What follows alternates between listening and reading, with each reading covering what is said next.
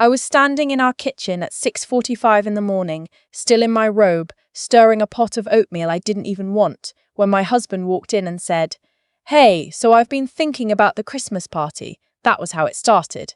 Not with a fight, not with something obvious. Just 7 words over a pot of oatmeal on a Tuesday in November, and I already knew, somewhere in the back of my chest, that whatever came next was going to cost me something. My husband, I'll just call him my husband because that's what he was, technically for 4 more months, had just been promoted to regional director of sales at his company. The offer letter had come 3 weeks earlier.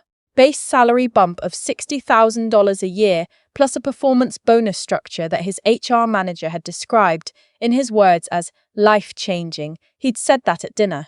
Life-changing. And then he'd poured himself a second glass of scotch and told me we should keep our finances the same for now, just to be safe. We had always kept separate accounts. That was fine. I understood the reasoning when we first got married. I was 28, he was 33. We both had student debt and opinions about money, and keeping things separate felt modern and fair. We split the mortgage 50-50. We split utilities. We split groceries. We split the cost of every dinner party, every holiday gathering, every bottle of wine we opened when his coworkers came over to our house, which was, in the 3 years we'd lived there, approximately once a month. I want to be precise about that, because precision matters here. 12 dinner parties in a year, at our house, for his colleagues, his clients, his networking contacts, his old fraternity brothers who'd somehow all ended up in finance. I cooked, I cleaned, I planned the menus, drove to Whole Foods, arranged the cheese boards, made the cocktails, stayed up until midnight doing dishes while he laughed in the living room with people who called me a great hostess and never once learned my last name. And every single time, we split the cost down the middle. I'm a graphic designer. I work freelance, mostly brand identity and packaging work, from the second bedroom in our house, which we'd converted into my studio. I make good money, not director of sales money, not life-changing bonus money, but good, steady, honest money that I earned on my own. When we got married, we agreed that equal partnership meant equal contribution. I believed that. I really did. I held on to that belief for 3 years, while the gap between our incomes quietly widened and the math of our arrangement stopped making sense. So when he said he'd been thinking about the Christmas party, I turned down the burner on the stove and said, "What about it?" He wanted to host. At our house, the full department, 18 people, maybe 20 if a few brought spouses, catered appetizers, open bar, a real spread. He'd already priced it out. Roughly $3,000, he said, depending on whether we did past hors d'oeuvres or just stations. I was thinking we'd go in on it together, he said. $1,500 each we can pull from savings. I looked at him for a long moment. $1,500, I said, each. For your office Christmas party. Our Christmas party, he said. You'd be there, you'd enjoy it. I thought about the $60,000 raise. I thought about the bonus he hadn't told me the number on, just that it was solid. I thought about 11 months of dinner parties and cheese boards and cases of Merlot, and the time his VP had complimented the lamb chops I'd spent 4 hours making, and my husband had said, "Yeah, she's great in the kitchen." "Okay," I said. "Sure, let's talk about it." He seemed surprised I agreed so quickly. He smiled and poured himself coffee and started talking about the catering company his assistant had recommended, a place in Midtown that did corporate events. He wanted to book for December 20th, cocktail hour at 7, dinner at 8, gone by 10:30. "Sounds good," I said. "Send me the details." What he didn't know, what I hadn't told him yet, because I was still turning it over in my head like a smooth stone, feeling the weight of it, was that I'd spent the previous 6 weeks building a spreadsheet, not a budget spreadsheet, not a savings tracker. A spreadsheet of every financial contribution I had made to our shared life that was not being counted in the math of our arrangement. It had started almost by accident. I'd been on the phone with my best friend in October. She lives in Portland now. We talk on Sundays, and I'd been venting about the October dinner party, how I'd spent the whole Saturday shopping and prepping, and he'd spent the afternoon watching college football, and then shown up in the kitchen at 5 to ask if he could help with anything. She'd said, almost offhandedly, "You know, a private chef in New York charges like $80 an hour, right?" I'd laughed at the time, then I'd gone and looked it up. Private chef rates in the New York metro area, 75 to 120 an hour, depending on complexity of the menu. Event planning coordination, 50 to 90 an hour. Grocery sourcing and shopping, 35 to 50 an hour. Deep cleaning before and after events, 40 to 60 an hour. I'd opened a Google Sheet that night and started going backward. I went back 18 months. I could only reliably document 18 months because that's how far back my Amazon orders, my Whole Foods receipts in the app, and my credit card statements went with full detail. I was conservative with my estimates. I used the low end of every range. I did not count the time I spent responding to his work emails when he was traveling, or the 2 weeks I'd managed our home renovation scheduling while he was in Chicago for a client, or the birthday cake I'd made from scratch for his mother's 75th. Just the dinner parties. Just the groceries I'd bought for shared meals that he hadn't contributed to. Just the hosting. By the time I'd finished, the number was sitting in cell B47 in a sans serif font I'd used for a client project once. $34,200. That was my conservative estimate. 18 months of uncompensated labor, measured against market rate, documented line by line with dates and receipts where I had them. I sat with that number for a while. Then I kept building the spreadsheet. Here is what I want people to understand about malicious compliance, because that's what the internet would call what I did next, though I didn't have a name for it at the time. I wasn't angry. That's the part that surprises people when I tell this story. I wasn't in a rage. I wasn't plotting revenge in some dramatic way. I was just tired and precise. Those two things together turned out to be more powerful than anything loud. I agreed to split the Christmas party, $1,500 my half, and then I planned exactly what $1,500 worth of a Christmas party looked like. I called the catering company he'd mentioned. Their minimum for a full-service event at a private residence was $2,800, which meant we needed to go above that to make the numbers work for 20 people. I got quotes, I put together a real proposal, and then I sat down and truly divided everything down the middle. My $1,500 covered appetizers for 10 guests, bar service for 10 guests for 2 hours, set up for half the space, and exactly one server for the duration of the event. I booked my half, I did not book his half. I sent him the catering invoice for my portion with a cheerful note that said I'd gone ahead and locked in my share so he'd have time to book his before December filled up. He called me from work within the hour. "What is this?" he said. "My half of the party," I said. "Like we discussed, you only ordered for 10 people. I ordered for my 10 people," I said.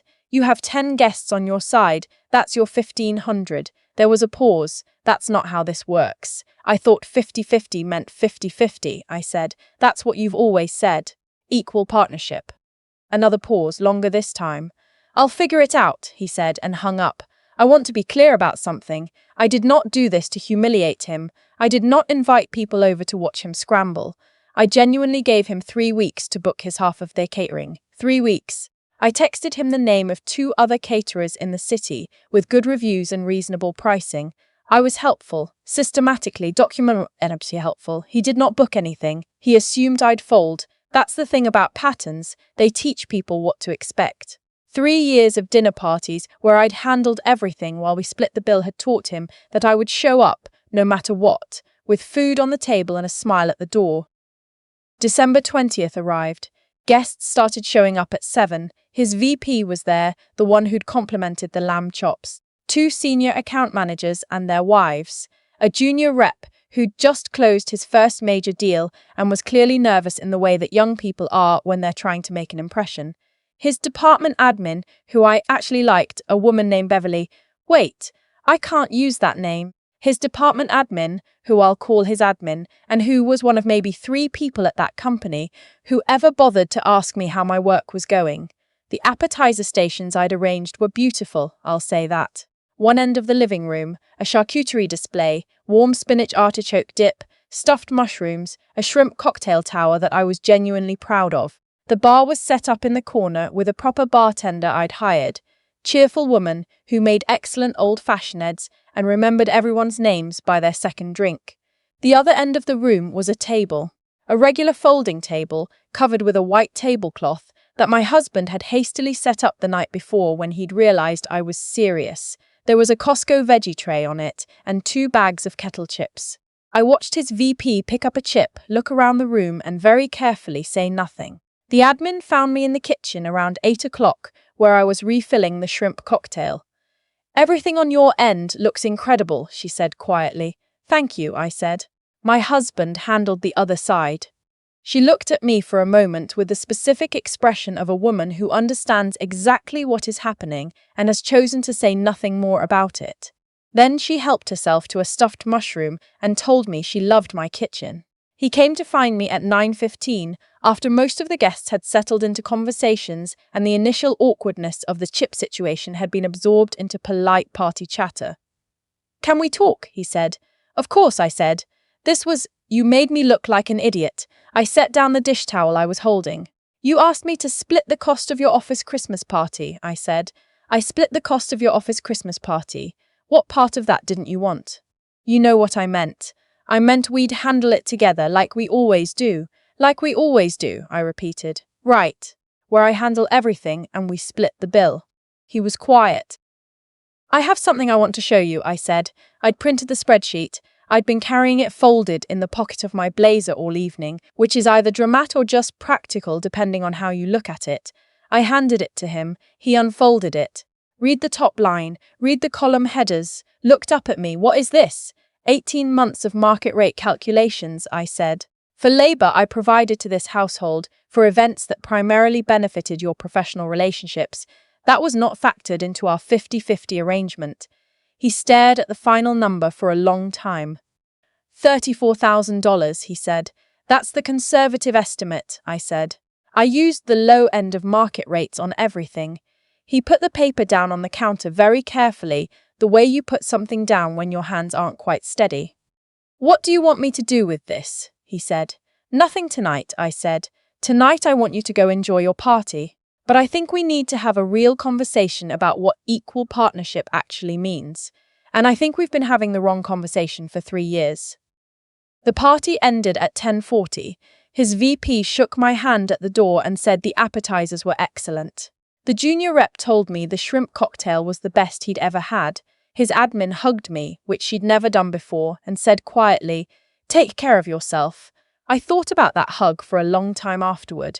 We had the conversation 2 days later. He came in wanting to explain, to contextualize, to point out that he'd never asked me to cook, that I'd volunteered for all of it, that equal contribution was something we'd both agreed to. I let him finish. Then I opened my laptop and pulled up the spreadsheet, and I pulled up something else too.